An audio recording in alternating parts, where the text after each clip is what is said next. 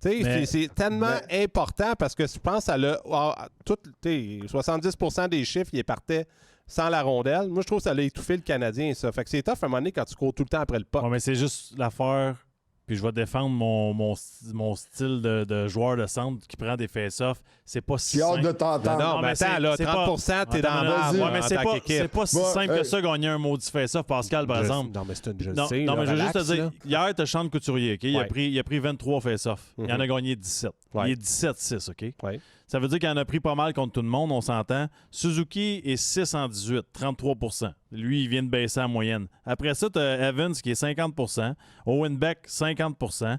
Tu as Veleno qui est 20%, mais il en a pris juste 5. Il est 1 et 4. Puis tu as Kapanen qui est 2 et 7, qui est une recrue qui est à 22%. Mais si Suzuki est à 50%, puis Couturier baisse, ça va vite là, changer le beat. Mais quand tu as un spécialiste, l'autre bord, Couturier, c'en est un spécialiste, peut-être c'est un match-là où il y a de l'expérience, en tout cas. Il est gagné ses face-offs. Puis l'autre affaire, c'est que Suzuki, il est désavantagé parce que lui, il faut qu'il épogne à gauche parce qu'il n'y a pas vraiment un gars qui a un gros temps de glace qui épogne de son côté faible.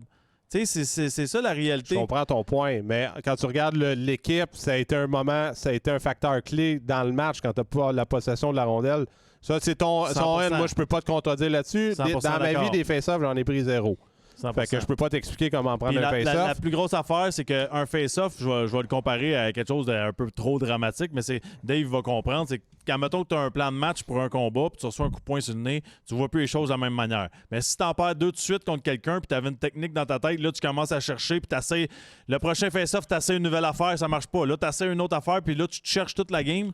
C'est ça qui arrive. Là. Je comprends, Maxime. Mais je veux juste dire que ça a affecté le courant de la game. Ça, c'est juste en troisième période. Je suis d'accord avec toi, Pascal.